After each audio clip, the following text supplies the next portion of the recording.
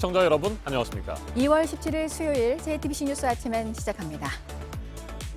오늘 아침 서울의 기온이 영하 10도까지 떨어졌습니다. 체감 온도는 영하 18도 안팎을 기록하고 있습니다. 강원도 대관령의 수은주는 영하 16도까지 곤두박질 쳤습니다. 막바지 한파가 전국적으로 기승을 부리고 있습니다.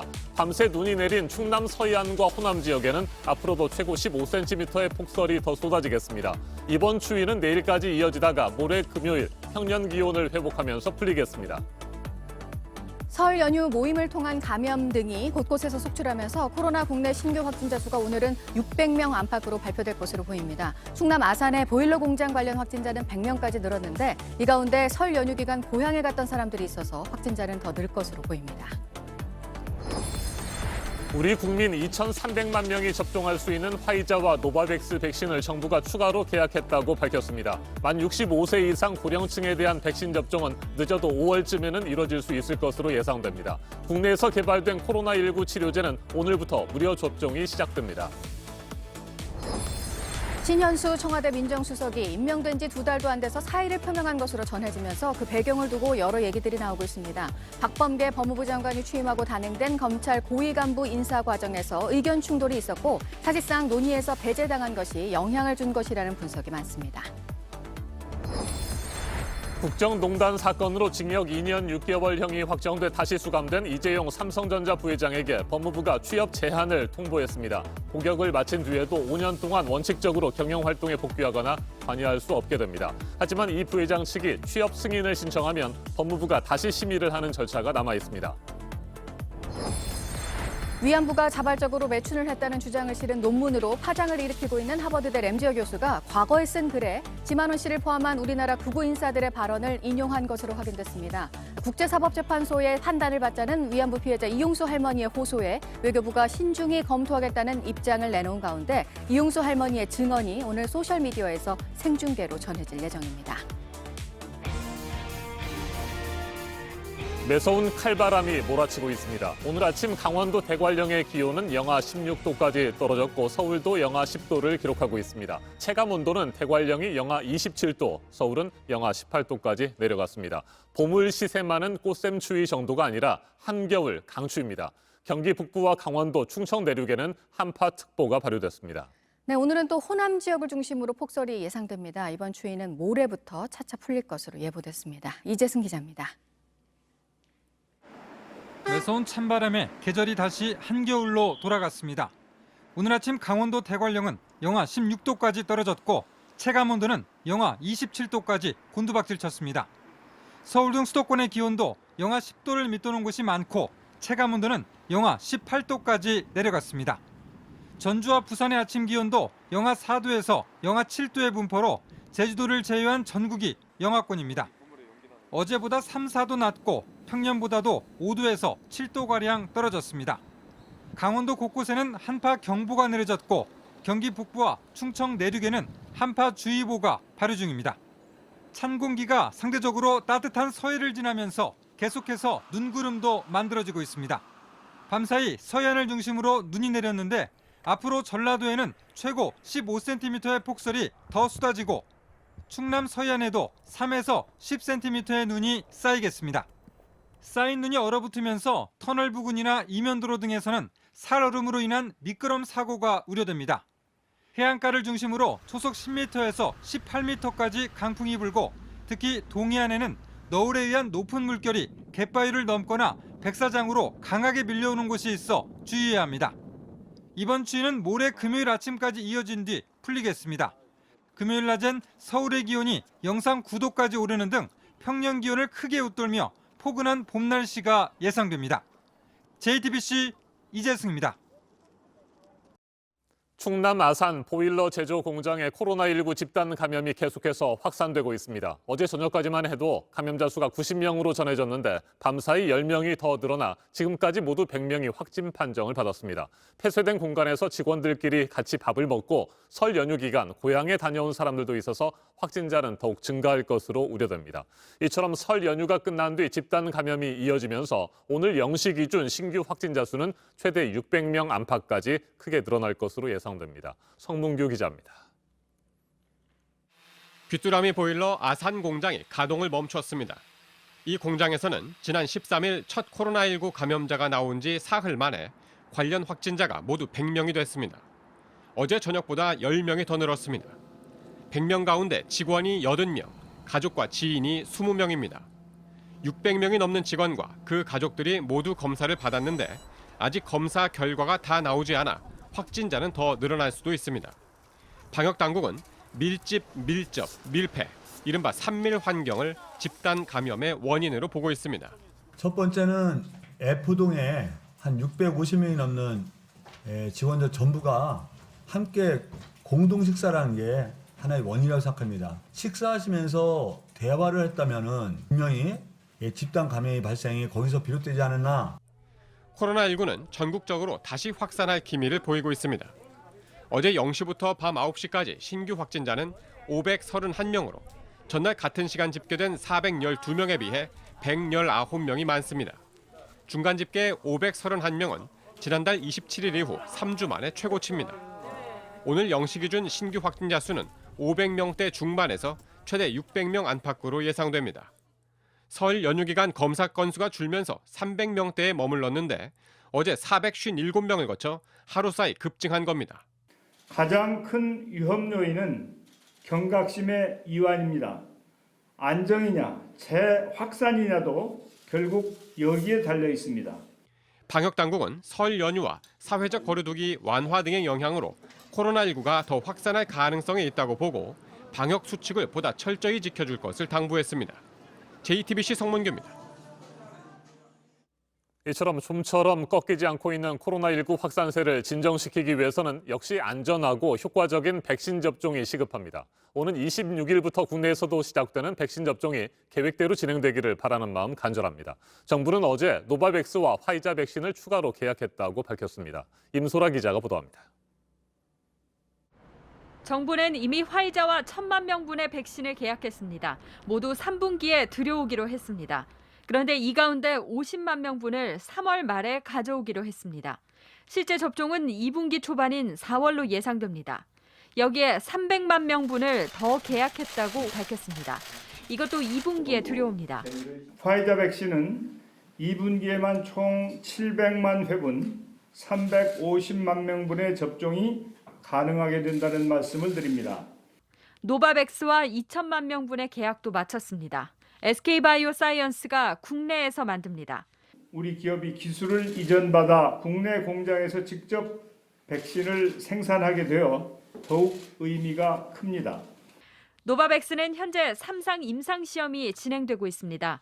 만 65세 이상 고령층도 많이 포함되어 있습니다. 고령층에 대한 효과에 대해 논란이 계속되고 있는 아스트라제네카와 다른 부분입니다. 보관과 유통도 까다롭지 않습니다. 역시 2분기에 이르면 5월쯤 가져오기로 했습니다. 만약 아스트라제네카 백신을 만 65세 이상에게 맞추지 않기로 결론을 내려도 늦어도 5월에는 노바백스 백신으로 접종이 가능해지는 겁니다. 이번 추가 계약으로 우리나라는 모두 7,900만 명분의 백신을 확보했습니다. JTBC 임소라입니다. 백신과 함께 지금의 코로나19 위기 상황을 진정시키고 해결해 줄 것으로 기대되는 것이 치료제죠. 국내에서 개발된 코로나19 치료제는 오늘부터 무료 접종이 시작됩니다. 증상이 나타난 지 일주일이 안 됐고 60세 이상이면 치료제를 맞을 수 있습니다. 경증 환자가 중증으로 증세가 나빠지는 것을 막아줄 것으로 예상됩니다. 최승훈 기자입니다. 국산 1호 항체 치료제는 셀트리온이 개발한 레키로나주입니다. 최근 허가를 받았습니다. 그리고 오늘부터 병원에서 맞을 수 있습니다. 단 조건이 있습니다. 우선 증상이 나타난 지 7일 이내로 산소 치료가 필요하지 않은 환자여야 합니다. 이 가운데 60세가 넘거나 폐렴이나 다른 병을 이미 앓고 있는 경우 등 3가지 중 하나에 해당하면 맞게 됩니다. 경증 환자 중에 증세가 나빠질 가능성이 있는 환자들입니다. 치료제 임상 결과 중증으로 가는 환자 발생률이 54%나 줄었습니다. 회복 기간도 3일 이상 빨랐습니다. 제약사는 어제부터 병원에서 신청을 받기 시작했습니다. 환자가 낼 약값은 없습니다. 정부가 한시적으로 직접 사서 병원에 주기 때문입니다. 가격과 구매량은 계약 조건에 따라 공개하지 않기로 했습니다.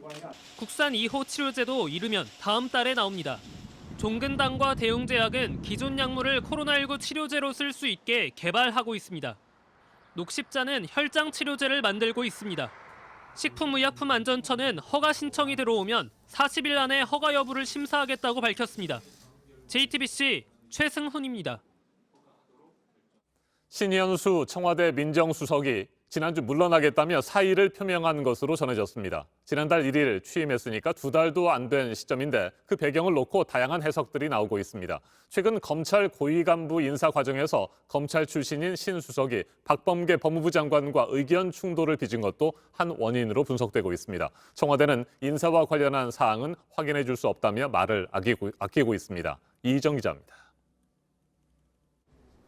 신현수 민정수석이 지난주 청와대에 사의를 표명했지만 문재인 대통령이 이를 반려한 것으로 알려졌습니다. 청와대는 신 수석의 사의설에 대해 인사와 관련한 사항은 확인해 줄 수 없다며 구체적인 언급은 피했습니다. 신 수석은 문재인 정부의 첫 검찰 출신 민정수석으로 지난달 1일 임기를 시작했습니다. 청와대 고위 참모가 임명된 지 2달도 안 돼 사의를 표명한 건 극히 드문 일인 만큼 배경을 놓고 다양한 해석이 나옵니다. 신 수석의 사의 표명은 지난 7일 단행된 검찰 인사가 영향을 준 것이란 분석이 많습니다. 고위 간부들의 인사를 협의하는 과정에서 박범계 법무부 장관과 의견 충돌이 있었고 사실상 논의에서 배제당하면서 물러나겠다는 뜻을 밝혔다는 겁니다. 신 수석은 어제 청와대에서 진행된 국무회의에는 예정대로 참석했습니다. 사의 표명 이후에도 정상 출근을 하며 청와대 내부 회의에 계속 참석한 것으로 전해졌습니다. 문 대통령은 지난해 말 추미애, 윤석열 사태에 대해 사과한 이후 신 수석을 임명했습니다. 이에 따라 신 수석이 청와대와 검찰의 관계 조율 역할을 맡았다는 평가가 나왔습니다. 청와대는 신 수석이 인사에 불만을 드러낸 것이란 추측성 보도는 강하게 부정했습니다.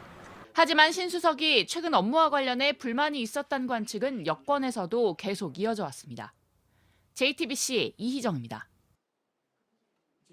국정농단 사건으로 징역 2년 6개월형을 선고받고 지난달 18일 다시 법정 구속된 이재용 삼성전자 부회장에게 법원이 취업 제한을 통보한 것으로 파악됐습니다. 복역을 마친 뒤 5년 동안 취업이 제한되기 때문에 원칙적으로는 경영 활동에 복귀하거나 관여할 수 없습니다. 하지만 이 부회장 측이 취업 승인을 신청하면 법무부가 심의를 통해 취업 가능 여부를 추가로 따지는 절차가 남아 있습니다. 박지윤 기자가 보도합니다. 법무부가 징역 2년 6개월형이 확정된 이재용 삼성전자 부회장 측에 취업 제한을 통보한 걸로 알려졌습니다. 특정경제범죄 가중처벌법 14조에 따르면 5억 원 이상 횡령이나 배임 등을 저지르면 징역형 집행이 끝나도 5년간 취업이 안 됩니다. 대상 직군은 국가나 지자체가 출자한 기관, 유죄 판결된 범죄 행위와 밀접한 기업체 등입니다. 이 부회장은 전직 대통령 박근혜 씨와 최서원 씨 측에 삼성 경영권 승계를 도와달라는 청탁과 함께 86억 원가량의 회사 돈을 횡령해 뇌물로 건넨 혐의를 받고 있습니다. 지난달 18일 징역 2년 6개월을 선고받았는데 이 부회장과 특검 모두 재상고를 포기하면서 형은 확정됐습니다. 실제로 취업이 제한되면 이 부회장은 복역을 마친 뒤에도 5년간 경영활동을 못합니다. 앞서 김승현 한화회장도 취업 제한 조치로 2014년 회장직을 포함해 그룹 내 모든 자리에서 물러났습니다. 다만 법무부에 취업 승인을 신청해 심의를 받는 절차가 남아 있습니다. 취업 승인 신청을 하면 법무부 장관 자문기구 특정경제사범관리위원회가 심의하고 그 결과는 법무부 장관이 최종 승인합니다. 삼성 측은 이 부회장 취업 제한 통보와 관련해 말을 아끼고 있습니다. 재계에서는 사기업을 운영하는 사람의 취업을 국가가 제한하는 것은 헌법상 직업 선택의 자유를 침해할 소지가 있다는 지적도 나옵니다. JTBC 박지윤입니다. 빈집에서 3살 아이가 숨진 채 발견된 사건을 두고 여러 의혹들이 또 이어지고 있습니다. 친엄마가 아이를 버리고 다른 곳으로 이사를 간 것으로 보이는 시점이 지난해 8월 6개월 전인데 전기요금 고지서에 나온 전기 사용량이 그 이후에도 적지가 않았는데요. 조사를 이어가고 있는 경찰은 아동학대 혐의에 대해서도 확인을 하고 있습니다. 이가혁 기자입니다. 3살 아이가 빈집에서 숨진 채 발견된 경북 구미의 한 빌라입니다. 아이 시신이 발견된 빈집의 전기요금 고지서를 보니 아이 엄마 A씨가 이사를 나간 지난해 8월 이후에도 적지 않은 전기 사용량이 확인됩니다. 이 때문에 빈집에 사람이 다녀간 것 아니냐는 새로운 의혹이 불거지고 있습니다. 경찰은 아무것도 확인해 줄 수 없다는 입장입니다. 가능성에 대해서는 혹시나 해서는 우리가 다른 방면해가지고 아직도 수사가 종결된 게 아니니까 아직도 확정된 건 아무것도 없죠. 경찰은 아이가 숨지기 전 학대를 받았는지도 확인하기 위해 아이 엄마 A씨의 휴대전화를 정밀 분석 중입니다. 휴대전화 속 사진이나 문자 메시지 등을 집중적으로 보고 있습니다. 아이는 어린이집을 다니지도 않았고 외출도 거의 안 했던 것으로 파악됐습니다. 주변 사람들도 아이를 거의 보지 못했다고 말합니다. 애기 있는 집인지는 전혀 뭐 낌새를. 몰랐지. 아가씨인 줄 알았네. 나도 친 일이 없으니까. 근데 거의 저는 여기 살면서 본 적이 거의 없어요. 한편 구미 씨는 A씨가 숨진 아이 몫으로 받았던 양육수당과 아동수당을 돌려받는 걸 검토 중입니다. 향후 재판 결과를 보고 부당 수급이 확정되면 사망 시점을 계산해 돌려받을 방침입니다. JTBC 이가혁입니다. 네, 앞서 전해드린 대로 국내 코로나 신규 확진자가 오늘은 600명 안팎으로 발표가 될 것으로 보이는데 공장, 학원 등에서의 새로운 집단 감염 사례들이 전국 곳곳에서 이어지고 있는 상황에서 앞서 설 연휴에 가족들이 모였다가 감염된 경우도 또 잇따라 나오고 있습니다. 오늘은 이 소식을 보도국 연결해서 알아보도록 하겠습니다. 강보들 기자, 세종시에서도 이 명절에 모였다가 감염된 사람들이 나왔네요. 예, 어젯밤에 세종시에서 60대 1명과 그 손주인 10대 1명이 확진됐습니다. 이 60대의 큰아들 부부와 그 자녀 1명이 어제 낮 경기도 고양시에서 확진돼 검사를 받아보니 이들도 코로나에 걸린 걸로 나온 겁니다. 방역당국의 조사 결과 이들 일가족 12명은 설 연휴 기간 조부모 집에 모인 것으로 확인됐습니다. 세종시는 5인 이상 집합 금지를 어긴 것으로 보고 위반 사실이 확인되면 고발할 계획이라고 밝혔습니다. 이들뿐 아니라 충북, 보은 등 전국에서 이 설 연휴 가족 모임에 참석한 뒤 확진되는 사례가 속출하고 있습니다. 중앙방역대책본부에 따르면 10일부터 14일까지 접수된 방역수칙 위반 신고 5,600여 건 중 가족 친지 모임이 18%가 넘는 1,025건이었습니다. 혹시나 가족들을 만난 이후에 의심 증상이 있다면 바로 검사를 받으셔야 또 다른 전파를 막을 수 있습니다. 네, 코로나 백신 관련 소식도 있습니다. 전 세계 곳곳에서 지금 물량을 확보하려고 안간힘을 쓰고 있는 상황인데 멕시코가 이 불균형 문제를 유엔에 제기하겠다고 했네요. 네, 에브라르드 멕시코 외교장관이 현지 시간 16일 기자회견에서 한 얘기입니다. 백신 생산국의 접종률이 훨씬 높고 중남미는 낮다면서 내일 유엔 안보리에서 불공정 문제를 제기하겠다고 했습니다. 사망자가 전 세계에서 세 번째로 많은 멕시코는 지난해 12월 24일 중남미에서 가장 먼저 접종을 시작했지만 계약한 것보다 적은 양의 백신이 들어오면서 현재 백신을 맞은 사람은 인구의 0.5% 정도에 불과합니다. 실제로 백신 접종률 상위에 있는 나라들은 대부분 부유하고 힘이 센 나라들인데요. 뉴욕타임즈의 집계에 따르면 이스라엘이 인구 100명 중 74명 정도가 백신을 맞아 접종률 1위였고 세이셸, 아랍에미리트, 영국, 바레인, 미국 등이 상위권에 있었습니다. 이 밖에 새로운 소식은 8시 이후에 다시 전해드리겠습니다. 지금까지 아침엔 지금 JTBC 강보들입니다. 이번에는 오늘 아침 체크해봐야 할 뉴스들을 분야별로 살펴보겠습니다. 먼저 정치 분야입니다. 어제 국토교통부의 업무 보고를 받은 문재인 대통령이 집값 안정에 국토부의 명운을 걸어달라고 당부했습니다. 기존 부동산 정책에 더해 주택 공급의 획기적인 확대가 필요한 상황이라며 변창흠표 부동산 정책을 반드시 성공시켜서 국민이 더는 주택 문제로 걱정하지 않도록 하라고 지시했습니다. 김명수 대법원장이 탄핵 소추된 임성근 부장판사의 사표 수리를 거부해 직업 선택의 자유를 침해했다는 진정이 접수돼 국가인권위원회가 조사에 착수했습니다. 진정서를 제출한 시민단체는 김 대법원장이 임 부장판사로 하여금 부당한 결정을 따르도록 해 양심의 자유를 침해했다며 사퇴를 촉구했습니다. 북한이 국내 코로나19 백신과 치료제 원천 기술을 해킹으로 탈취하려 했다고 국정원이 국회에 보고했습니다. 북한의 사이버 공격 시도가 전년 대비 32% 증가했는데 미국 백신 업체 화이자에 대한 해킹은 성공한 것으로 전해졌습니다. 가상화폐 비트코인 가격이 사상 처음으로 5만 달러를 돌파했는데요. 올해 들어서만 70% 넘게 가격이 올랐습니다. 미국 전기차 업체 테슬라가 비트코인을 구매하고 또 자사 제품의 결제 수단으로 이 비트코인을 쓸 가능성을 말하면서 투자자들의 관심이 커졌습니다. 독일 스포츠웨어 제조사 아디다스가 리복을 매각하거나 분사하는 방안을 추진하는데요. 나이키가 장악해온 미국 시장을 공략하려고 리복을 인수한 지 15년 만으로 그간 실적 부진으로 투자자들에게 매각 압박을 받아왔습니다. 한국타이어 그리고 금호타이어가 4년 만에 타이어 가격을 올리는데 원자재 가격이 오르면서입니다. 차종에 따라 다음 달부터 3%에서 많게는 10%까지 인상할 계획으로 넥센타이어 그리고 해외 업체들도 잇따라 가격 인상에 나설 것으로 예상됩니다. 계속해서 사회 분야 뉴스입니다. 김학의 전 법무부 차관의 출국 금지 사건을 수사하고 있는 검찰이 어제 차기욱은 법무부 출입국 외국인 정책본부장을 피의자 신분으로 소환해 조사했습니다. 차 본부장은 김 전 차관 출국 금지 과정에서 벌어진 불법 정황을 알고도 이를 승인한 의혹을 받고 있습니다.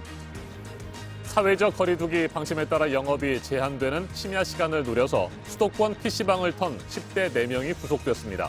이들은 지난달부터 수도권 일대 PC방 13곳을 돌면서 2,500여만 원을 훔친 혐의입니다. 원생들을 상습적으로 학대한 혐의로 보육교사 2명이 구속된 인천의 국공립어린이집이 최근 정부 평가에서 최고 등급을 받은 것으로 알려졌습니다. 교사들의 학대 의심 행동이 한창이던 지난해 11월에 나온 평가 결과입니다. 피해 아동의 부모들은 당시 현장 점검이 제대로 이루어지지 않았다며 비판하고 있습니다. 경북 청송의 주황산 관광단지에 테마 정원이 만들어지는데 주민들을 상대로 지금 정원 이름을 공모하고 있습니다. 새로운 휴양 공간은 올 연말까지 조성이 될 예정입니다.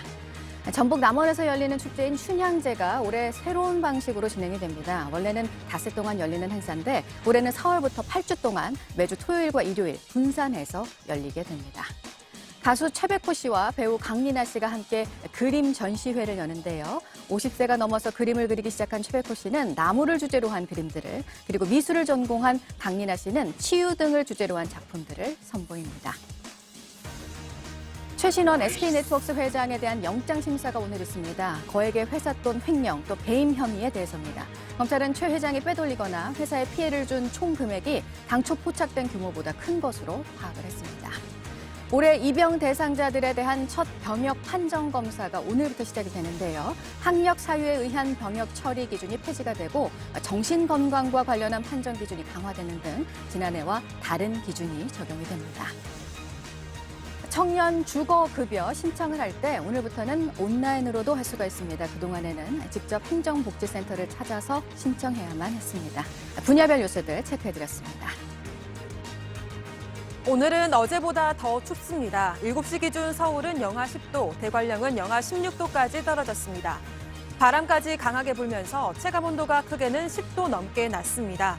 강원 영동과 해안을 중심으로 강풍특보가 내려졌고 전해상에는 풍랑특보가 내려져 있습니다. 물결이 최고 6m까지 매우 높게 일겠습니다. 강추위 속에 전라도에는 대설특보가 내려져 있습니다. 내일 오전까지 5에서 15cm의 눈이 내리겠고 충남 서해안에도 3에서 10cm의 눈이 오겠습니다. 제주도 산지와 울릉도, 독도에도 내일 오후까지 최대 20cm가 넘는 눈이 쌓일 것으로 보입니다. 내일도 춥겠습니다. 추운 날씨는 모레 아침까지 이어지다가 모레 낮 기온이 전국에서 영상 10도 안팎으로 오르면서 추위가 풀리겠습니다. 현재 기온은 서울과 춘천 영하 10도, 광주와 부산 영하 5도로 어제보다 1, 2도 낮습니다. 낮 최고 기온은 서울 영하 5도, 대전과 전주 영하 3도, 대구 영하 2도로 어제보다 2도에서 9도가량 낮겠습니다.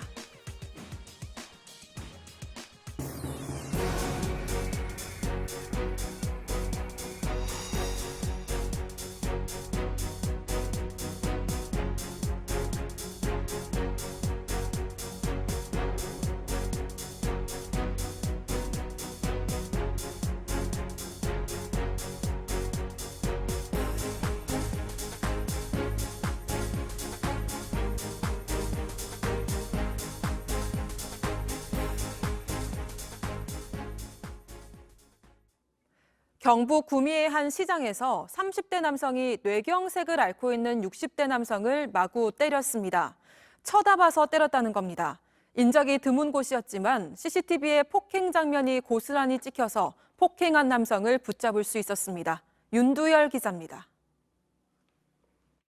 남성 2명이 얘기를 나누는가 싶더니 한 남성이 팔을 잡아 다른 남성을 내동댕이 칩니다. 비틀거리며 일어난 남성을 다른 쪽으로 또 밀칩니다. 남성이 쓰러지자 이때부턴 마구잡이로 때리기 시작합니다. 주먹으로 때리고 발로 차고 무릎으로 얼굴을 여러 차례 가격합니다. 그러고선 아무 일도 없었던 것처럼 나가버립니다. 맞은 남성은 비틀거리며 걷습니다. 얼굴이 온통 피투성이가 됐습니다. 지난 14일 오전 10시 40분에 일어난 일입니다. 비틀거리면서 나오셔갖고 딱 벽에 한번 부딪히고 아침부터 술 드셨구나. 내가 이런 생각하고 말았는데 맞아서 그러는가 보다 이런 생각도. 맞은 60대 남성은 한 남성이 눈이 마주치자 갑자기 시비를 걸어왔다고 했습니다. 3년 전부터 뇌경색을 앓아 몸이 성치도 않은데 마구 맞았습니다. 눈이 찢어지고 가슴 등의 통증을 느껴 치료를 받고 있습니다. 임플란트 8개 정도가 빠지셨어요. 눈 쪽을 이제 맞아서 많이 붓고 6반을 꿰매고 심리적으로 많이 힘드시죠. 그냥 방에 누워 계셔요. 폭행을 한 남성은 어제 붙잡혔습니다. 이 시장은 건물 안에 있어서 평소에도 이렇게 인적이 드뭅니다. 이 때문에 폭행당하는 걸 직접 본 사람은 없습니다. 하지만 곳곳에 CCTV가 있었습니다. 화재와 범죄를 예방하려고 지난해 설치했습니다. 때리는 모습부터 폭행 후 나갈 때 얼굴 모습이 자세하게 잡혔습니다. 결국 경찰이 시장 근처 모텔에 숨어 있던 피의자를 붙잡았습니다. 경찰은 이른바 묻지마 폭행으로 보고 자세한 범행 경위를 조사 중입니다. JTBC 윤두열입니다. 어제 오후 2시 반쯤 강원도 강릉시 옥계면에 있는 야산에서 불이 나 3시간 만에 꺼졌습니다. 산림청은 이 불로 1헥타르의 산림이 사라진 것으로 보고 있습니다. 산림당국은 동해안 지역에 내려진 건조특보로 산불이 확산할 우려가 있어서 헬기를 이용해 산불 지연제를 살포했다고 설명했습니다. 현직 소방간부가 마약을 투약한 채 길거리를 돌아다니다가 경찰에 붙잡혔습니다. 서울 용산경찰서는 경기 소방학교에서 근무하는 소방경 A씨를 마약류 관리법 위반 혐의로 불구속 입건했습니다. 경찰은 그제 오후 서울 용산구의 한 주택가에서 한 남성이 벌벌 떨고 있다는 신고를 받고 출동했습니다. A씨는 경찰 조사에서 지난해 말부터 필로폰을 투약했다고 혐의를 인정했습니다. 구청 공무원이 부친상을 당했다는 거짓말로 부의금을 챙긴 사실이 드러나 해당 구청이 징계 절차에 들어갔습니다. 서울 송파구청은 50대 김모 씨가 지난달 내부 직원 게시판에 부친상 부고를 올리고 경조 휴가를 사용했지만 실제로는 숙부상이라는 사실이 드러나 감사에 착수했다고 밝혔습니다. 김 씨는 평소 아버지처럼 생각하고 모셨던 숙부여서 부친상으로 알렸다고 해명한 것으로 알려졌습니다.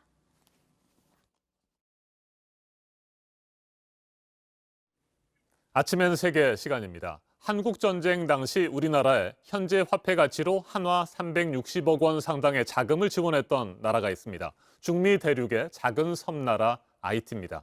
그런데 70여 년이 지난 지금은 반복된 정치 불안과 자연재해로 안타깝게도 세계 최빈국으로 전락했습니다. 최근에는 반정부 시위도 격화되고 있습니다. 하이티의 수도 포르토프랭스에서 반정부 시위가 일주일 넘게 이어지고 있습니다. 경찰은 최루가스와 고무탄 등을 이용해 강제 진압에 나섰습니다. 실탄까지 동원한 것으로 알려졌습니다. 시위대 역시 돌을 던지면서 맞서고 있습니다. 양측의 충돌은 갈수록 격화되고 있습니다. 이 과정에서 시위에 참가했던 한 남성이 오토바이와 함께 불에 타 숨지는 사건도 발생했습니다. 목격자들은 정부 지지자들이 불을 붙였다고 주장하고 있습니다. 세계 최빈국인 하이티의 국민들은 2010년 대지진 등 잦은 자연재해로 극심한 고통과 빈곤에 시달리고 있습니다. 정치권에 만연한 부패와 정치인들의 무능은 하루하루가 힘들고 전쟁 같은 삶을 살아가는 국민들의 민심을 자극했습니다. 시위 참가자들은 경제난 해결과 조브넬 모이즈 대통령의 퇴진을 촉구하고 있습니다. 시위 참가자의 말 직접 들어보시겠습니다.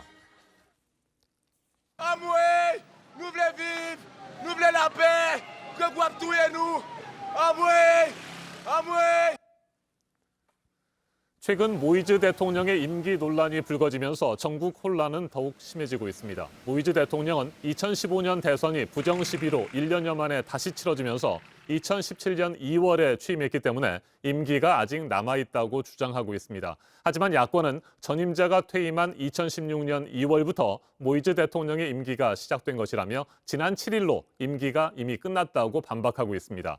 야권 지도자의 말도 들어보시겠습니다. Jovenel Moïse, aujourd'hui, c'est un usurpateur de titres et de fonctions de président. Il a cessé d'être président constitutionnel depuis plus de 24 heures. Maintenant, nous allons nous battre pour le forcer à quitter le pouvoir. 이 같은 상황에서 모이즈 대통령은 지난 7일 야권이 자신을 살해하려고 했고 체제 전복을 꾀했다며 관련자 23명을 쿠데타 시도 혐의로 체포했습니다. 야권에서 임시 대통령으로 추대한 대법관을 강제로 은퇴시키기도 했습니다. 중미 지역 전문가와 좀 더 자세하게 짚어보겠습니다. 이태혁 부산외대 중남미 지역원 교수 전화로 연결됐습니다. 교수님 안녕하십니까? 네, 안녕하세요. 네, IT 반정부 시위의 근본적인 배경은 역시 극심한 생활고 아니겠습니까? 2010년 대지진 당시 진흙에 소금을 넣어서 구운 이른바 진흙 쿠키를 먹던 IT 아이들의 모습이 지금도 기억납니다. 현재 IT의 경제난 어느 정도로 심각한 상황일까요?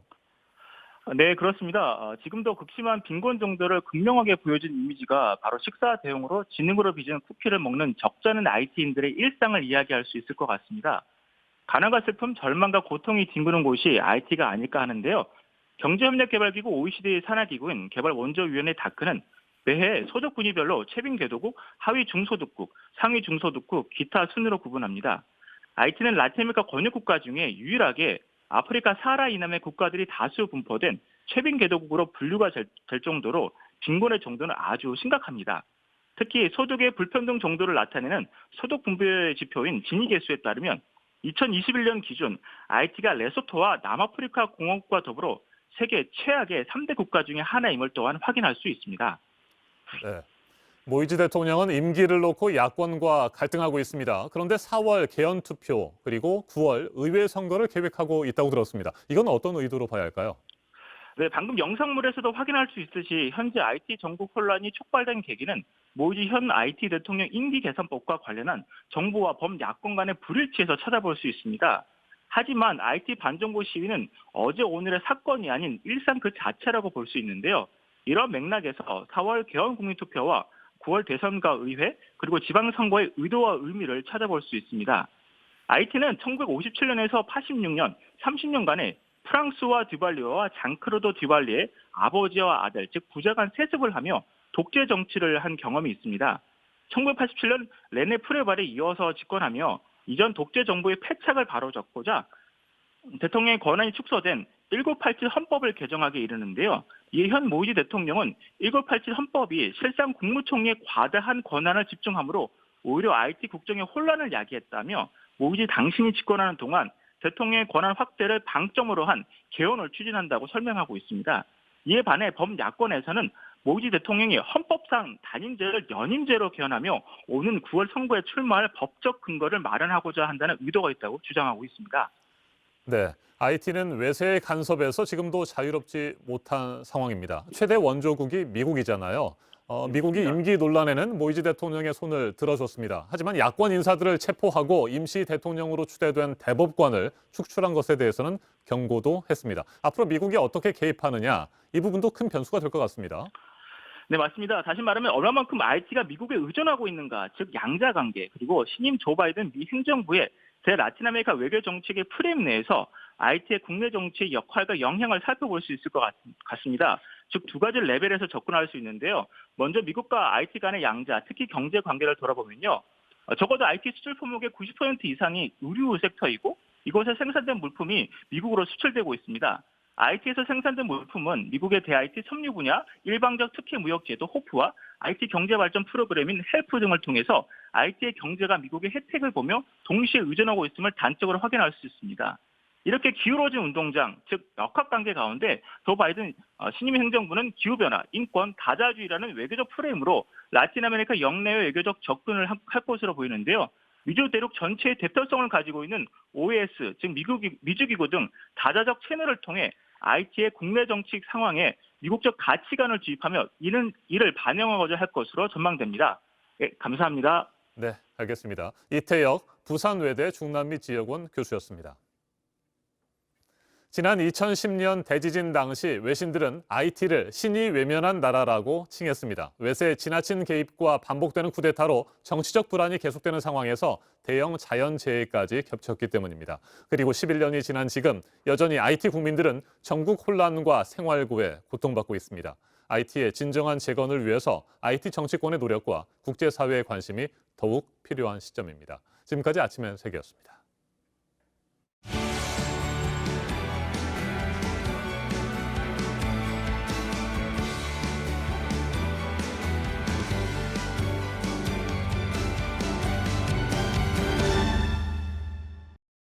네, 수요일 아침 8시 7분 지나고 있습니다. 위안부가 자발적으로 매춘을 했다는 주장을 담은 논문으로 거센 비판을 받고 있는 이 하버드대 램지어 교수, 파장이 커지고 있는데요. 이 교수가 과거에 쓴 글을 보니까 우리나라 극우 인사들의 주장을 인용한 게 확인이 됐습니다. 정재윤 기자가 전해드립니다. 램지어 교수가 2019년 3월에 낸 논문의 초안격인 토론 자료입니다. 위안부와 교수들이라는 제목의 이 자료는 시작부터 한국 여성이 위안소에 강제 동원됐다는 문서는 발견된 적이 없다고 했습니다. 그런데 여기에 언급된 국내 학계 교수들을 보니 박유아 세종대 교수, 이영훈 전 서울대 교수 외에도 대부분 극우로 분류되는 인물들이었습니다. 극우 논객 지만원 씨의 발언도 인용됐습니다. 위안부 여성 대부분이 어려운 경제 사정 때문에 매춘업에 들어가려 했다는 겁니다. 이후 정대협이 지 씨를 명예훼손으로 고소했다고 했습니다. 박유아 교수가 쓴 제국의 위안부를 읽고 난 감상평을 쓴 전봉광 카이스트 교수의 발언도 나옵니다. 일본군은 싸우느라 바빠서 한국에서 여성을 모집할 시간이 없었다는 부분을 인용했습니다. 뉴라이트의 핵심 인물인 안병직 서울대 명예교수가 매춘업계에 있는 한국인들이 여성을 모집했다며 군대가 여성들을 강제로 끌고 올 필요가 없었다고 말한 부분도 옮겨왔습니다. 특히 한국에선 위안부 문제에 의문을 제기하면 불이익을 당한다고도 했습니다. 한 한국인 정치학자가 수업 시간에 소정희 씨의 책을 논한 뒤 학교에서 정직당했다며 피해 사례라고 주장했습니다. 박유아 교수가 제국의 위안부를 쓴 뒤 법원에서 벌금형을 받았다는 점도 들었습니다. 램지어 교수는 결론 부분에서도 위안부 문제에 이의를 제기한 교수들이 명예훼손으로 고소를 당했다며 이들을 피해자로 간주했습니다. 앞서 박유아 교수는 램지어 교수의 주장을 사실상 지지하는 글을 올려 논란이 된 바 있습니다. JTBC 정재윤입니다. 램지어 교수의 이 주장에 대한 비판은 이어지고 있습니다. 미국의 위안부 기린비를 세운 미국 전 판사는 이 램지어 교수의 논문에 대해서 증언도 없이 쓴 걸 연구라고 할 수 없다고 말했습니다. 이지은 기자입니다. 릴리언 싱 전 판사는 조금 뒤 이용수 할머니와 함께 하버드대 학생들 앞에 섭니다. 2017년 미국 샌프란시스코에 위안부 기린비를 세우기도 했습니다. JTBC에 어렵게 운을 뗀 싱 전 판사는 지금 상황이 수치스럽다고 했습니다. 계약했으니 동의한 거다. 증언도 없이 써내려간 램지어 교수의 논문을 연구로 보고 싶지도 않다고 했습니다. I think it's a real travesty. Can they really consent to a contract? You're saying that this can't be their own will of little girls, even though it was based on a contract, right? Hey, listen, how can 13-year-old really consent? 일본 정부가 이걸 정치적으로 이용할 게 가장 두렵다고 했습니다. I'm upset with articles like Mr. Ramsey. Apparently, it will be used as Japan's best weapon. We don't have that much time left. Time is not on our side, which is really, really sad. Japan knows that. 이용수 할머니를 가짜 위안부라고 한 미디어워치엔 이렇게 말했습니다. I would say shame on you, far-right denialists. Shame on you for doing that. I think this is really ugly. I think the far-right is overboard. 위안부 피해자를 모욕하는 건 한 번 고통을 겪은 피해자들을 또다시 죽이는 일이라고 했습니다. 이런 방해 시도에도 하버드 대학 측은 예정대로 이용수 할머니의 증언을 듣기로 했습니다. 이 학교 아시아계 학생들로 구성된 법대 학생회는 일방적인 주장으로 위안부 생존자들에게 상처 주지 말라고 촉구했습니다. JTBC 이지은입니다. 들으신 대로 위안부 피해자 이용수 할머니의 증언이 오늘 오전 소셜미디어를 통해서 생중계로 전해질 예정인데요. 이용수 할머니는 일본이 반성을 하도록 이제 국제사법재판소의 판단을 받자고 호소했습니다. 외교부는 이 제소 문제를 신중하게 검토하겠다는 입장입니다. 신진 기자입니다. 역사의 산신이 이렇게 살아있지 않습니까? 있어 구구이 말씀 안 드리도 아시는 거 아닙니까? 14살에 끝에 가서 그대로 지금 결혼도 안 하고 있습니다. 우익 미디어 매체가 가짜 위안부 주장을 퍼뜨리고 있는 것에 대해 이용수 할머니는 언급하고 싶지 않지만 한마디만 하겠다며 이렇게 말했습니다. 이 매체는 하버드 법대 측과의 화상 증언도 취소하라고 했습니다. 취소 못해요. 취소 못합니다. 명예훼손 등 법적 대응에 대해선 선을 그었습니다. 여론으로 거짓이라는 게 밝혀졌다며 대응 가치가 없다는 겁니다. 이 할머니는 국제법만으로 문제 해결에 한계가 있다며 국제사법재판소 ICJ에 이 문제를 가져가자고 호소했습니다.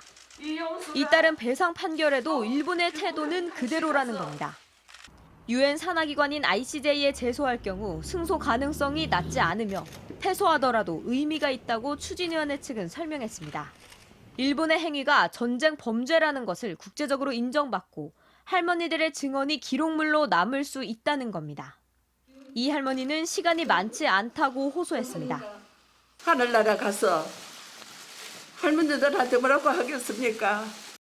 공정하게 판단을 받아 한일 양국이 더 이상 원수로 살지 않았으면 좋겠다며 눈물을 쏟기도 했습니다. 국제법정에 나가서 평화롭게 해결되도록 하게 하여 주십시오. 외교부는 신중히 검토하겠다며 피해자들의 이야기를 좀 더 듣겠다고 했습니다. JTBC 신진입니다.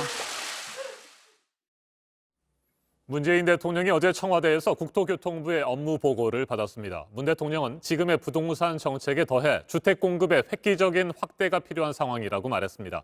그러면서 변창흠표 정책을 반드시 성공시켜야 한다며 집값 안정에 국토부의 명운이 걸려 있다고 덧붙였습니다. 심규원 건국대 부동산학과 교수 자리 함께했습니다.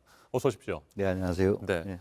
국토교통부의 명운이 걸려 있다. 집값을 안정시키는 것이 말이죠. 이렇게 얘기를 했습니다. 명운이라는 말이 귀에 쏙 들어오는데 일단 이사 부동산 정책에 대해서 평가를 좀 해봐야 될 것 같습니다. 뭐 한 보름 가까이 지났는데 교수님께서는 이사 부동산 대책 어떻게 생각하십니까? 일단 몇 가지 특이한 점이 있습니다. 첫 번째는 이제 기존에 이번 정부도 그렇고 역대 정부가 공급 대책이다 그러면은 공공택지를 얼마에서 직접 하겠다 또는 공공청사 부지 어떻게 하겠다 이런 식으로 발표했거든요. 네. 이번에는 이제 뭐 공공주도의 이런 작은 말이 있었는데 그 말이 뭔가 자세히 보면은 민간이 하는 사업의 몇 %를 갖고 오면은 이만큼 공급이 될 것이다 하는 공급 추산 계획에 가깝습니다. 실제 이제 80만 호 이상 공급을 하겠다고 돼 있지만은 실질적으로 정부가 바로 할 수 있는 거는 26만 호 내외 공공택지를 할 수 있는 거고 나머지는 전부 이제 재개발, 재건축 그 물량을 받아가게 돼 있습니다. 그리고 두 번째 특이한 점, 그래서 이제 공급 추산 계획이라는 거고 두 번째로 좀 짚어볼 거는 뭔가 하면은 요즘 유행하는 단어가 공로민불이라는 단어가 있습니다. 공공이 하면 로맨스고 민간이 하면 불륜이다. 민간이 하면 많이 뺏어가는데 공공이 하면 적게 뺏어가니까 이번에 다 줄을 서라 이렇게 하는 것들이죠. 보통의 경우에는 공공하고 똑같은 공공성하고 이런 걸 부여하는 대신에 민간이 당신들이 하고 못할 경우에 공공이 가져가는 겁니다. 근데 이번엔 특이한 거는 민간이 하는 건 최대한 넉자하고 공공이 할 경우에는 용적률, 층수, 인허가 이런 인센티브를 주는 게 되겠죠. 그리고 마지막으로 소유권에 대해서 굉장히 좀 침해하는 측면이 있습니다. 90명의 소유주가 있다. 그러면 60명이 모여가지고 나머지 30명을 뺏어갈 수 있다는 거예요. 그것도 공공이. 그래서 굉장히 좀 위험한 발상입니다. 그래서 이사 대책하고 조금은 결을 달리하지만은 공공주택특별법이라고 있는데 그거에 따라서 지금 이제 효자동, 영등포 쪽방촌하고 그다음에 이제 동자동 서울역 앞에 그쪽을 이제 그 재개발을 하고 있습니다. 그 재개발 방식은 전 세계에서 아마 유일합니다. 주민들한테 묻지도 않고 뺏어가는 법이에요. 네. 소유권 동의도 필요 없습니다. 그래서 이제 이번에 뭐 고위 관료가 어떤 얘기까지 했는가 하면은 원래는 그 법에 따르면은 묻지도 않고 뺏어갈 수 있는데 3분의 2 동의나 요구를 했다. 그래서 우리는 많이 주민을 생각해 주는 거다. 이런 식으로 얘기를 했거든요. 그래서 그 사실 공주법이라는 게 신도시 만들 때 주인한테 묻지 않고 뺏어가는 우리나라만 있는 독특한 법인데 이것들이 서울 시내까지 침범했다. 이런 측면으로 볼 수가 있겠습니다. 네. 변창흠 장관은 그런데 3분의 2 이상의 동의만 얻으면 되도록 됐지만 90% 이상의 동의를 얻어야 사업을 추진할 수 있지 않겠느냐. 뭐 이런 얘기도 또 어제 한 언론과 인터뷰에서 했습니다. 예, 선진국에 보면은 이렇게 3분의 2 동의만 얻고 진행하는 경우는 거의 없다라고 보시면 됩니다. 대부분 90% 동의를 얻거든요. 그리고 이번 정부에서 도시 재생 뉴딜이라고 그렇게 강조하는 것들도 보게 되면은 거기에 소수지만 살고 있는 개발을 하게 되면 밀려나는 그분들을 보호하기 위해서 굉장히 제도를 강화했거든요. 철거를 못하게 하고 그것 할 때는 그 사람을 보호해야겠다 이런 명분을 내세우다가 3분의 2, 90명 중에 60명이 동의를 하면은 30명을 쫓아낼 수 있다. 이런 법을 만든 거는 아마 그 넌센스에 가깝다고 보시면 돼요. 선진국에서는 그런 제도가 거의 없다고 보시면 됩니다. 네, 서울 도심에 32만 호가 넘는 신규 주택을 공급하겠다. 이런 계획도 이사 부동산 대책에 포함이 됐는데 이 32만 호라고 하는 것들도 뭐 구체성이 좀 떨어지는 허수라고 생각하십니까? 그냥 공급 추산이라 보시면 되겠습니다. 지금 장관도 얘기했듯이 뭐 좀 민간의 참여가 많으면은 50만 호, 60만 호 될 수도 있는 거고 지금 예를 들어서입니다. 지금 재건축 물량이 전체적으로 이만큼 있는데 공공 직접 시행을 올 물량은 몇 %다 이렇게 가정을 한 거예요. 네. 그렇게 봤을 때 이제 그렇게 움직일 것도 있지만은 안 움직일 것도 많다. 그래서 경우에 따라서는 민간이 참여를 하지 않으면은 확 줄어들게 되고 민간이 많이 참여하게 되면 확 늘어나는 아주 불확정적인 숫자다. 그리고 지금 서울 같은 경우에는 공공택지라든가 공공이 직접 할 수 있는 물량은 거의 없습니다. 대부분이 민간의 그런 동의를 구해야지만 할 수 있는 사업들로 구성되어 있습니다. 네.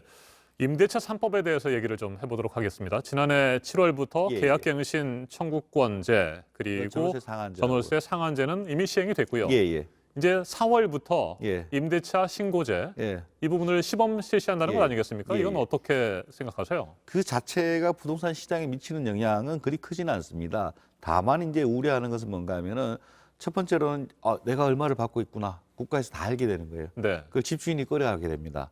집주인이 꺼려하게 되면 앞으로 이 임대사업은 별로 좋은 게 아니구나. 그럼 투자 물량이 줄고 공급이 줄게 되는 그런 효과가 있고 또 하나는 이제 이 제도를 보통 파악하는 이유는 뭔가 하면은 나중에 뭐 전월세 상한제를 하든 그 동네에서 임대료를 그 이상 못 받게 한다. 이런 목적이 큽니다. 사실 그런 목적으로 쓰일 가능성이 높기 때문에 결과적으로 보면은 이제 투자 위축으로 연결되고 공급 위축으로 연결되면은 서민들이 좀 피해를 볼 가능성이 높다라는 게 이제 뭐 일반적인 연구 결과들입니다. 네, 그렇다면 과세 정보가 노출되는 것을 꺼려하는 집주인들이 전세 집을 내놓는 것을 주저하고 그래서 물량이 크게 줄어들 것이다 이렇게 예상하시는 겁니까? 뭐 지금 현재는 물량이 줄거나 그러지 않습니다. 근데 몇 년 지나면서 이 물량이 사라지기 시작하는 것들이죠. 주택이라는 거는 현재 집들이 계속 영구적으로 존재하는 게 아니고 계속 없어지고 있고 한쪽에서는 또 한쪽에 계속 생겨나야 되거든요. 이 생겨나는 부분이 뭐 2%, 3% 전세주택에 그것들이 필요한데 그런 물량이 줄기 시작하면서 결국은 장기적으로 봤을 때는 서민들한테 피해가 간다. 이것들이 이제 보통 공통된 연구 결과입니다. 네. 임대차 신고제를 4월부터 시범 실시하고 6월부터 이제 전면 실시하는데 관련 데이터들은 또 11월부터나 공개를 한다고 합니다. 이렇게 뭐 상당 기간 또 미루기도 했었는데 이 부분은 어떻게 평가하세요? 굉장히 좀 문제가 있는 것들인데 정보라는 것들은 아까 전에 말씀드렸던 그런 이제 뭐 정부에서 악용할 수단도 된다가 있지만은 가장 중요한 건 소비자들이 그 정보를 빨리 파악하는 게 중요합니다. 내가 임대차 계약을 해서 들어가겠다. 그러면은 주변 시세가 얼마인데 나는 얼마에 들어가는구나. 이게 소비자한테 정보를 전달하는 게 가장 중요하거든요. 세원 파악이라든가 이런 것들은 나중 문제고요. 그것들은 이제 아마 정부에서 어떤 생각이 있는지 모르겠지만 지금부터라도 빨리 준비를 해가지고 그때 바로바로 실시간으로 정부가 소비자들한테 가서 뭐 시세를 파악하고 피해를 입지 않는 그런 수단으로 되도록 노력을 해야 될 것입니다. 네, 임대차 3법 가운데 전월세 상한제에 대해서는 지난번에 교수님께서 나오셨을 때 반대한다는 입장을 명확하게 밝히셨습니다. 지금도 그렇게 생각하세요? 그건 뭐 교과서에 그렇게 나옵니다. 맨큐 경제학이라고 세계적으로 제일 많이 팔린 교과서 서문에도 어떻게 나오는가 하면은 임대료 상한제와 같은 나쁜 포퓰리즘 정책이 국민들한테 전파되는 것을 막기 위해서 이 책을 썼다고 할 정도로 그냥 교과서적으로 거의 끝난 논쟁입니다. 근데 이게 세계적으로 문제가 되는 것들은 몇몇 도시에서 문제가 되거든요. 국가 차원은 아닙니다. 몇몇 도시에서 문제가 되는데 그 문제가 될 때마다 보면은 다 따지고 보면 정치인들이 포퓰리즘적으로 부추기는 거예요. 이렇게 하면 될 것 같아. 이 법을 만들면은 가격이 유지될 것이다. 근데 그렇게 법을 만들어가서 가격이 유지되거나 그런 사례들은 제가 알기로는 없습니다. 뭐 인류 역사상. 근데 이제 들으면 또 법으로 만들어서 하면 될 것 같은 느낌이 들거든요. 그래서 국민들을 현혹시키는 나쁜 정책이라고까지 표현할 정도로 그게 그건 사실 학계에서는 논쟁의 가치가 없습니다. 네.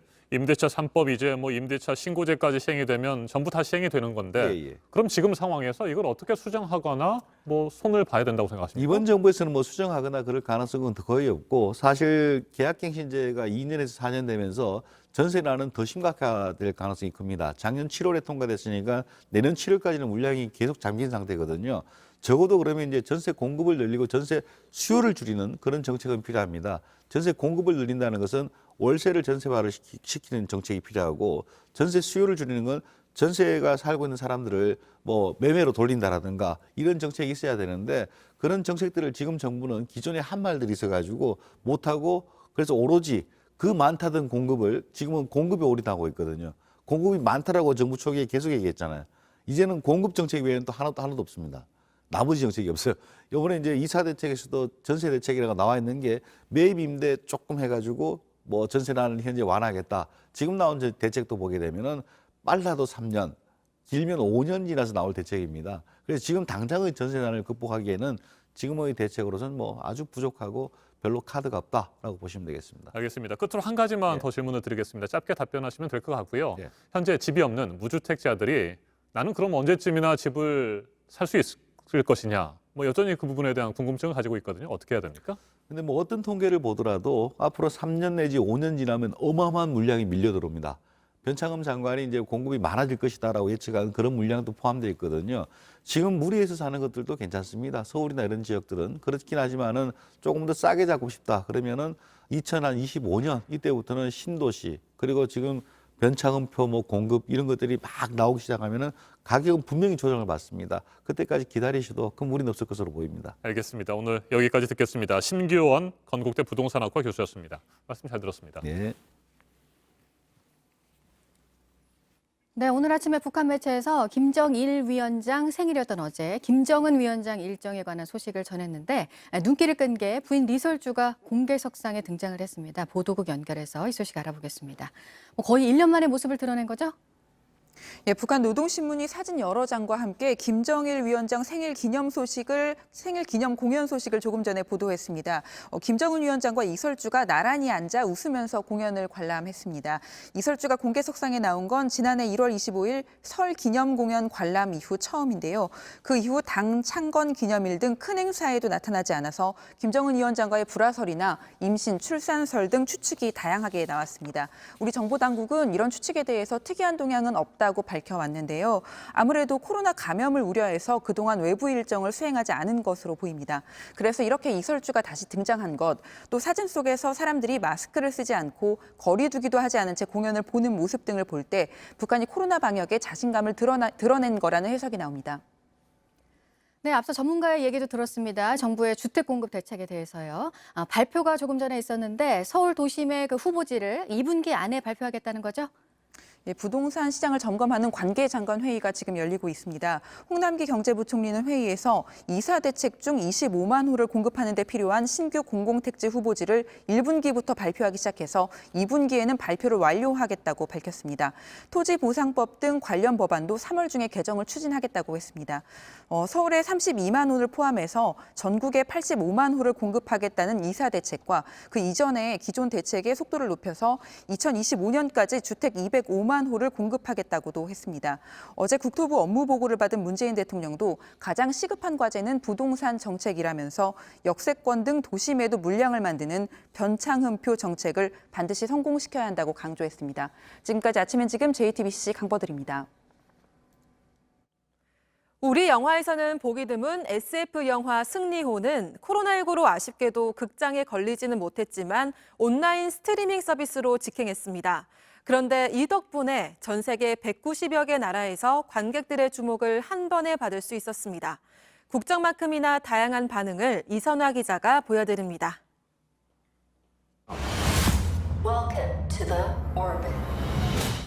2092년 우주는 쓰레기들로 뒤덮였고 지구는 병들어 더 이상 살기가 어렵습니다. 엄청난 과학기술이 발전된 시대이기도 하지만 한편으로는 아직까지 스패너를 들고 기름때를 묻혀가면서 일을 하고 우주 쓰레기 청소부라는 보잘것없는 이들이 모여 지구를 구하게 된다는 설정. 목숨이 아깝다면 당장 도망치고 아니라면 와서 싸워라. 국내에서 보기 드문 본격 SF 영화라 해서 제작 단계부터 주목받았지만 코로나 사태가 길어지면서 개봉을 2차례 연기한 끝에 극장에 내거는 것을 아예 포기했습니다. 매일 세계 각국의 온라인 스트리밍 순위를 집계하는 한 사이트에서 승리호는 개봉 첫 주말부터 많게는 26개 나라에서 1위를 기록했습니다. 한국 영화의 1위는 지난해 개봉한 좀비 영화에 이은 두 번째입니다.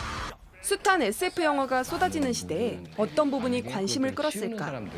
외신과 평단에서는 어디서 본 듯한 설정들이라며 얕봤고 일부 국내 관객들은 가족애가 강조된 한국적 신파라고도 비판했지만 이걸 휴머니즘이라며 달리 본 관객들도 있었습니다.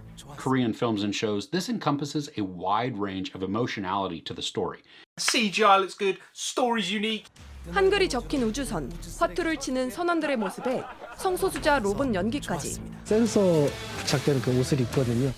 익숙한 듯 신선한 SF 영화가 코로나 시대의 새로운 영화 감상법에 닻을 올렸습니다. 밟아. JTBC 이선아입니다. 아침엔 뉴스워치, 오늘 하루 관심을 가지고 지켜봐야 할, 기억해야 할 뉴스 끝으로 정리해드립니다. 오늘 아침 서울의 기온이 영하 10도까지 떨어졌습니다. 체감온도는 영하 18도 안팎을 기록하고 있습니다. 강원도 대관령의 수은주는 영하 16도까지 곤두박질 쳤습니다. 막바지 한파가 전국적으로 기승을 부리고 있습니다. 밤새 눈이 내린 충남 서해안과 호남 지역에는 앞으로도 최고 15cm의 폭설이 더 쏟아지겠습니다. 이번 추위는 내일까지 이어지다가 모레 금요일 평년 기온을 회복하면서 풀리겠습니다. 하루 동안 확인된 국내 코로나 확진자 수가 오늘은 600명대로 발표가 될 것으로 보입니다. 충남 아산의 보일러 공장 관련 확진자가 100명으로 늘었고 설 연휴 가족들과 만난 뒤 감염이 된 사례들이 부산과 세종시 등 전국 곳곳에서 나오고 있습니다. 우리 국민 2,300만 명이 접종할 수 있는 화이자와 노바백스 백신을 정부가 추가로 계약했다고 밝혔습니다. 만 65세 이상 고령층에 대한 백신 접종은 늦어도 5월쯤에는 이뤄질 수 있을 것으로 예상됩니다. 국내에서 개발된 코로나19 치료제는 오늘부터 무료 접종이 시작됩니다. 신현수 청와대 민정수석이 임명된 지 2달도 안 돼서 지난주 사의를 표명한 것으로 전해지면서 그 배경을 두고 여러 얘기들이 나오고 있습니다. 앞서 검찰 고위 간부 인사 과정에서 박범계 법무부 장관과 의견 충돌이 있었고 사실상 논의에서 배제를 당한 게 영향을 준 것이라는 분석이 많습니다. 오늘 전해드릴 소식은 여기까지입니다. 이상으로 JTBC 뉴스 아침엔 수요일 순서 모두 마치겠습니다. 건강한 하루 보내시기 바랍니다. 고맙습니다.